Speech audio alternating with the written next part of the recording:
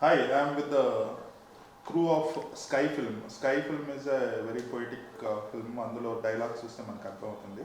It's a love story.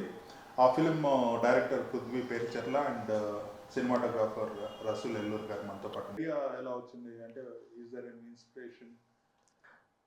బయట ఉన్న toxic world అవ్వచ్చు, సైకిక్ నేచర్ అవ్వచ్చు, పీపుల్‌లో ఉండేది, నెగటివిటీ అవ్వచ్చు, హేట్రెడ్ అవ్వచ్చు, దానికి దూరంగా వచ్చి ఏదన్నా ఒక బ్లిస్‌ఫుల్ ఎక్స్‌పీరియన్స్ ఆడియన్స్‌కి ఇవ్వాలి.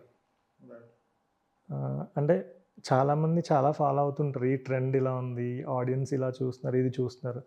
నేను అది ఫాలో అవ్వాలనుకోలేదు యాక్చువల్‌గా. అందులోంచి బయటకొచ్చి ఒక బ్యూటిఫుల్ ఎక్స్‌పీరియన్స్ ఇవ్వాలి అని ఇదే స్టార్ట్ చేయాలి అని చెప్పి ఈ ఫిల్మ్ స్టార్ట్ చేయడం జరిగిందండి.